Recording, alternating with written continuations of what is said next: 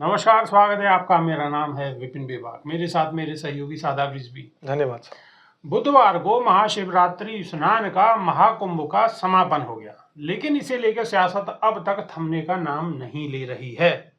इसके साथ साथ समाजवादी पार्टी ने कांग्रेस नेता राहुल गांधी के महाकुंभ में स्नान को लेकर सवाल उठाया। समाजवादी पार्टी ने नहीं बेबाक जी, समाजवादी पार्टी के सिर्फ एक नेता ने, लेकिन खबर अगर पढ़ी जाएगी तो जिस पार्टी में वो नेता है उसका नाम तो अवश्य आएगा।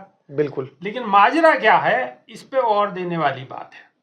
सपा नेता हैं आईपी सिंह ने तो सनातन धर्म की परंपरा और संस्कृति का घोर विरोधी बता दिया है राहुल गांधी को। उन्होंने कहा है कि राहुल गांधी खुद को हिंदू बताते हैं, लेकिन रायबरेली आने के बावजूद उन्होंने कुंभ में स्नान नहीं किया। अब कुंभ में स्नान तो हमने भी नहीं किया। कुंभ में तो अगर सरकार दावा कर रही है कि 50 करोड़ लोग हैं और 50 करोड़ में 80 करोड़ हिंदू हैं, तो 30 करोड़ लोग और हैं, उन्होंने भी नहीं करा, तो इसका मतलब वो हिंदू नहीं है।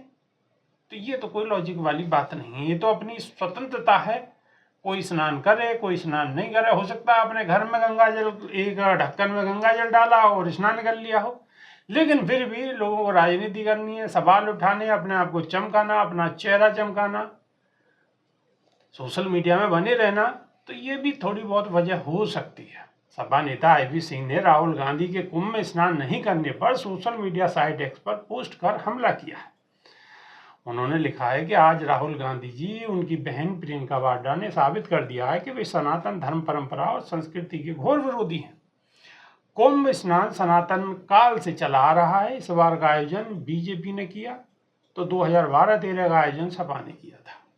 उन्होंने आगे लिखा है कि सोनिया गांधी जी ईसाई धर्म से हैं और प्रियंका वाड्रा ने ईसाई धर्म में विवाह किया है। अगर वे स्नान नहीं करती हैं, अपने ईसाई धर्म का पालन करती हैं, तो सवाल नहीं उठेंगे। पर राहुल गांधी जी समय समय पर अपने आप को हिंदू बताते हैं।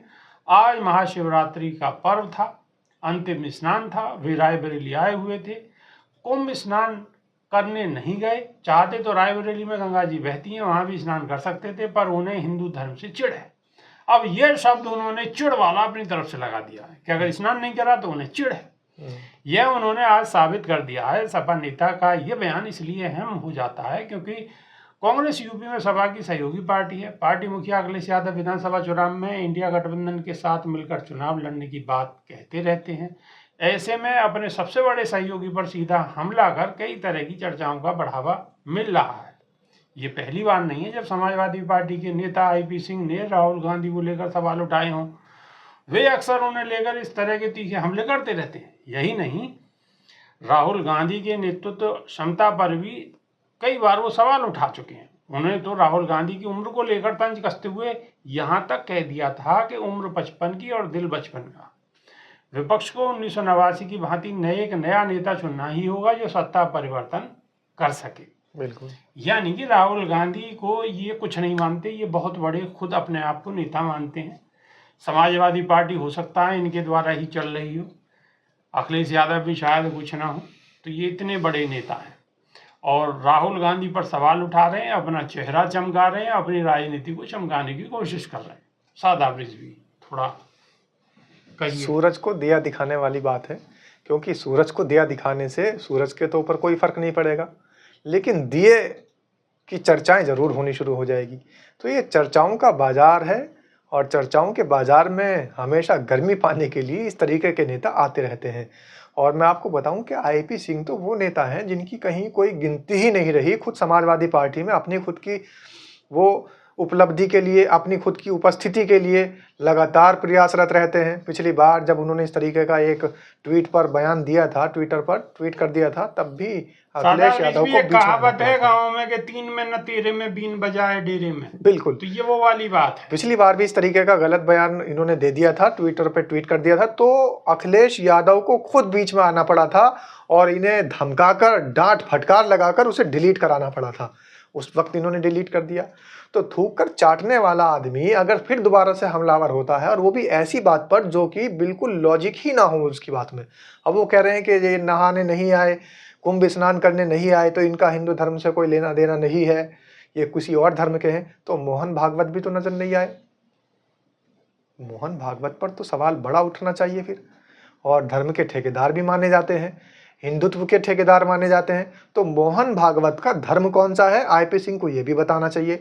लाल कृष्ण आडवाणी जैसे जो पुरोधा माने जाते हैं, हिंदुत्व के पुरोधा और हिंदुत्व के कट्टर समर्थक माने जाते हैं, वो भी नहाने नहीं आए। लाल कृष्ण आडवाणी जी को ले जाते, उन्हें नहला देते थोड़ा सा। हाँ, अंतिम समय भी चल रहा है, उम्र काफी हो गई है, तो अंतिम पड़ाव में है उम्र के। अगर ऐसे में भी वो गंगा नहाने नहीं जाते तो उनके धर्म पर भी सवाल उठाना चाहिए था आईपी सिंह को। साथ ही भारतीय जनता पार्टी के तमाम मंत्री, नितिन गडकरी हों या और तमाम ऐसे मंत्री जो वहां पर नहाने नहीं गए, तो उनको तो मंत्रालय से इस्तीफा दे देना चाहिए अब तक, क्योंकि हिंदू धर्म की जो समर्थन की सरकार चल रही है और हिंदुओं का जो महाकुंभ स्नान है उसका विरोध कर दिया उन्होंने ना नहाकर, तो उनके धर्म पर भी सवाल उठना चाहिए, उनका धर्म भी पूछना चाहिए कि आखिर उनका धर्म कौन सा है। अब रही बात कि वो नहाने क्यों नहीं गए, तो मैं आपको ये बता दूं आईपी सिंह जी और विभाग जी, दर्शकों को भी ये क्लियर कर दूं कि जिस पानी के अंदर नहाने से मल मूत्र की बैक्टीरिया शरीर पर आ रहे हो, उसकी जो टीडीएस जो उसका मान है वो इतना ज्यादा बढ़ चुका हो और उसके अंदर मल मूत्र के बैक्टीरिया इतने ज्यादा हो कि वैज्ञानिकों को भी उसकी रिपोर्ट लागू करनी पड़ी हो। और ये हमारी रिपोर्ट नहीं है, ये केंद्र सरकार की रिपोर्ट है, सीबीसीबी की रिपोर्ट है। सीपीसीबी यानी सेंट्रल पॉल्यूशन कंट्रोल बोर्ड, जो कि केंद्रीय पॉल्यूशन प्रदूषण नियंत्रण बोर्ड है, उसने ये आंकड़े जारी किए हैं कि गंगा का पानी पीने की तो बहुत दूर की बात है, छूने लायक भी नहीं बचा। अब उसके अंदर आप ट्यूबवेल से पानी छोड़कर और न जाने कौन कौन से हथकंडे अपनाकर, ट्रेजर मशीन लगाकर उस पानी को साफ दिखाने की नाकाम कोशिश कर रहे थे, लेकिन फिर भी वो पानी जो सीपीसीबी ने, सेंट्रल पॉल्यूशन कंट्रोल बोर्ड ने आंकड़े जारी किए और उन्होंने पानी की जांच की तो पता लगा आईपी सिंह तो जांच करने नहीं गए थे। तो आईपी सिंह को यह भी समझ लेना चाहिए कि ऐसे पानी में जहां पर नहाने से सिर्फ बैक्टीरिया लेकर आ रहे हो, जहां पर नहाने से सिर्फ मल मूत्र के कीटाणु आपके शरीर पर लग रहे हो और वहां की गंदगी, वहां का जो वातावरण वो प्रदूषित हो चुका हो, तो ऐसे पानी में तो आप ही डुबकी लगाइए। फिर तो राहुल गांधी जैसे लोगों को नहाने की जरूरत उसमें नहीं है। और अगर उनको आस्था दिखानी होगी या फिर आस्था के दिखाने का या फिर गंगा में आचमन का सिस्टम करना होगा, तो वो आईपी सिंह को उठाकर वीडियो कॉल करके नहीं दिखाएंगे कि हम अपने ऊपर गंगा जल छिड़क रहे हैं या फिर कौन सा जल से नहा रहे हैं। वो आईपी सिंह को दिखाने की जरूरत नहीं। आईपी सिंह कुछ नहीं है। 3 में ना 13 में जो बेबाक जी आपने बात कही है, कौन सी थी, बीन बजाए वो डेरा में, तो ये वो वाली कहानी है सिर्फ और सिर्फ कि आईपी सिंह अपने बड़बोलेपन से, अपने अनर्गल बयानबाजी से और अपने उल्टे सीधे बेहुदा ट्वीट से ही जाने जाते हैं। तो ये इस बारे में ज्यादा चर्चा करनी सही नहीं, क्योंकि अगर ज्यादा चर्चा करोगे तो कहीं ना कहीं बढ़ावे वाली बात फिर हम भी कर रहे हैं। बिल्कुल। तो चलिए समाप्त करते हैं खबर को। बहुत बहुत शुक्रिया, नमस्कार, धन्यवाद।